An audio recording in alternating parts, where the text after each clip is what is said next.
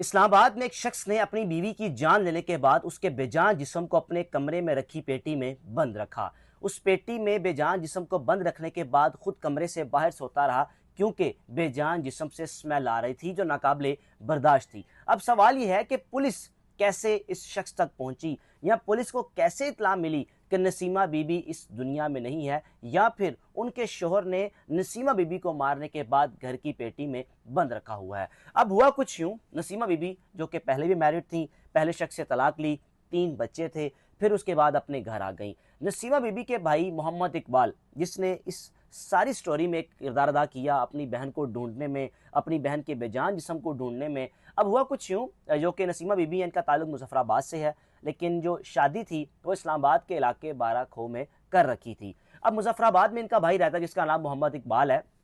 जब पहले शौहर से तलाक लेने के बाद नसीमा बीबी अपने घर पहुंची तो कुछ अरसा घर में रहीं और घर आकर बताया कि मैं इस शख्स से शादी करना चाहती हूँ। अब जनाब तस्वीर दिखाई अपने भाई को, लेकिन भाई ने कहा कि जब इद्दत मुकम्मल होगी फिर उसके बाद आप शादी कर लीजिएगा। फिर उसके बाद जब घर से गायब हुई तो मोहम्मद इकबाल ने पुलिस में मुकदमा दर्ज करवाया, रिपोर्ट करवाई कि मेरी बहन नहीं मिल रही, पता नहीं कहाँ चली गई है। बिल आखिर इस्लामाबाद पुलिस ने नसीमा बीबी को ढूंढा और मोहम्मद इकबाल साहब के हवाले किया। फिर नसीमा बीबी ने अपने भाई के साथ रहना शुरू कर दिया। अब कुछ अरसे बाद दोबारा नसीमा बीबी गायब हो गई। अब मोहम्मद इकबाल दोबारा अपनी बहन को ढूंढ रहा है। मोहम्मद इकबाल ने पहले अपनी बहन को कहा था कि अपनी इद्दत मुकम्मल कर लो, जब इद्दत मुकम्मल हो जाएगी तो फिर आप इस शख्स से शादी कर लीजिएगा। अब मोहम्मद इकबाल दोबारा से अपनी बहन को ढूंढ रहे हैं, लेकिन बहन का पता ही नहीं चल रहा कि बहन गई तो गई कहाँ पर। अब जनाब मुकदमा दर्ज करवा दिया, FIR करवा दी, अगवा का मुकदमा दर्ज करवा दिया, लेकिन नहीं मालूम था कि बहन गई तो गई कहाँ पर। अब मोहम्मद इकबाल साहब ये भी सोच रहे थे कि शायद मेरी बहन ने जो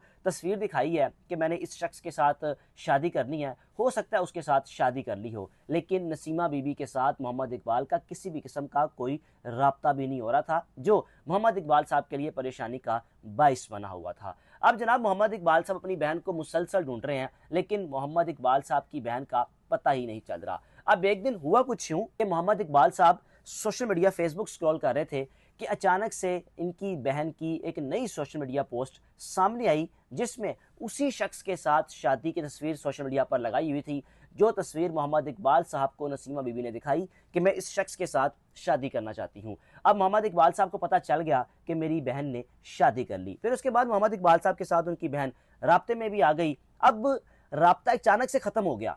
दोबारा से मोहम्मद इकबाल साहब के लिए अपनी बहन को ढूंढना या बहन से राब्ता करना या बहन का पता चलना कि बहन है कहाँ पर, परेशानी का बायस बना हुआ था। लेकिन ये मालूम था कि मेरी बहन है इस्लामाबाद में, लेकिन ये नहीं मालूम कि जिस शख्स के साथ शादी की है वो शख्स कहाँ पर रहता है और कैसा है, क्या करता है, उसका रहन सहन कैसा है, ये मोहम्मद इकबाल साहब को बिल्कुल भी नहीं मालूम था। अब जनाब जब कुछ दिन गुजर गए या कुछ अर्सा गुजर गया कि बहन ने जो सोशल मीडिया पर पोस्ट लगाई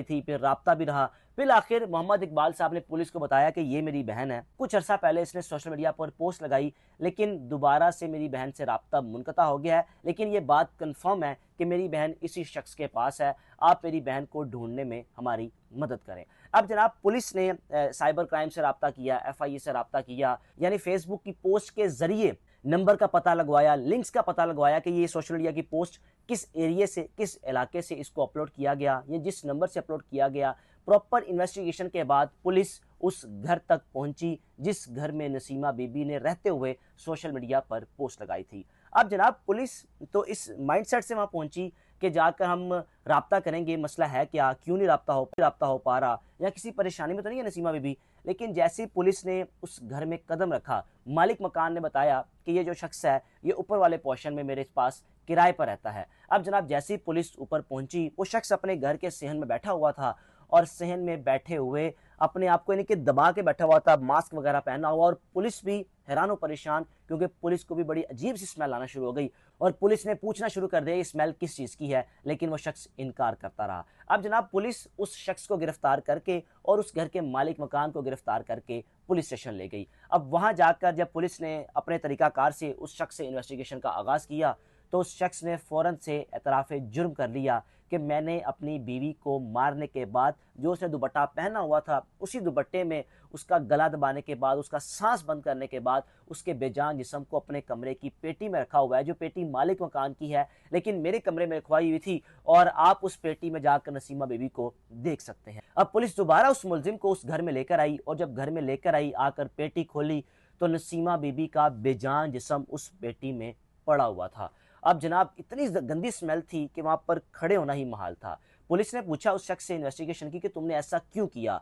तो कहने लगा मुझे शक था कि मेरी बीवी का किसी और के साथ भी राब्ता है। ये तमाम तर तफसीलात, ये तमाम तर चीज़ें बीबीसी ने 3 अप्रैल 2025 के आर्टिकल में रिपोर्ट की हैं। अब जनाब पुलिस ने जब पूछा कि भाई क्यों ऐसा क्यों किया, तो कहने लगा मुझे शक था कि ये किसी और के साथ भी राब्ते में है, तो जिस वजह से मैंने अपनी बीवी से बात की तो फिर उसने आगे से बदतमीजी की, मुझे गुस्सा आया और मैंने उसको मारने के बाद उसके बेजान जिस्म को घर पेटी में ही बंद कर दिया। अब पुलिस कहने लगी तुमने मार तो दिया, तो बेजान जिस्म को कहीं और क्यों नहीं लेकर गए, तो कहने लगा अगर मैं नीचे लेकर चलता तो मुझे मालिक मकान को पता चल जाना था, और अगर मैं गली मोहल्ले में लेकर जाता तो लोगों को पता चल जाना था। और यह शख्स जो कि खुद मरी का रिहायशी है, प्लम्बर का काम करता है और इस्लामाबाद में उस घर में किराए पर रहता था। अब पुलिस ने उस बेजान जिस्म को नसीमा के हस्पताल में मुंतकिल किया और मोहम्मद इकबाल साहब को बताया, उनको बुलाया, और मोहम्मद इकबाल साहब ने शिनाख्त की कि बिल्कुल ये मेरी बहन नसीमा बीबी है। अब मैं बड़ा हैरान था ये सारा आर्टिकल पढ़ने के बाद, ये सारी खबर पढ़ने के बाद। उस मुलजिम ने आखिर में ये भी इतराफ़ जुर्म किया, ये भी कहा कि मैंने मार तो दिया लेकिन मैंने नसीमा बीबी को एक शख्स से 1.5 लाख में ख़रीदा था। अब मैं हैरान हूँ कि नसीमा बीबी आखिर कौन थी, नसीमा बीबी क्या करती थी, या नसीमा बीबी उनका क्या तरीक़ाकार था, रहन सहन का क्या था कि पहले एक शख्स से तलाक ली और तलाक लेने के बाद अपने भाई को बताया मैं इस शख्स से शादी करना चाहती हूँ, फिर शादी करने का कहकर कुछ अर्सा गायब रही, फिर घर आ गई, फिर उसके बाद गायब हो गई, फिर भाई से राब्ता मुनक़ता हो गया और भाई एक सोशल मीडिया की पोस्ट के ज़रिए अपनी बहन तक पहुंचा। आप ये सारी स्टोरी सुनने के बाद आपके जहन में क्या ख्याल आता है कि नसीमा बीबी के साथ ऐसा क्यों हुआ, या उसने क्यों किया, या फिर वो शख्स जो ये भी इल्ज़ाम लगा रहा है कि मैंने नसीमा बीबी को 1.5 लाख में ख़रीदा, इस बात में कितनी हकीकत हो सकती है। और नसीमा बीबी इससे पहले अपने 3 बच्चे छोड़ चुकी थी, यानी कि 3 बच्चों के बाप को भी छोड़ चुकी थी, और घर पहुंचते ही इद्दत में रहते हुए ही अपने भाई को कह दिया कि मैं फ़लाँ शख्स से शादी करना चाहती हूँ। बहरहाल नसीमा बीबी का किरदार जैसा भी था या वो जैसी भी खातून थी, लेकिन इसका ये तरीकाकार नहीं है कि आप उसको मार दें या उसकी जान लेने के बाद उसके बेजान जिस्म की ऐसी बेहुरमती करें कि उसको अपने घर की पेटी में बंद रखें, और पेटी में बंद रखने के बाद आप खुद घर के बाहर सहन में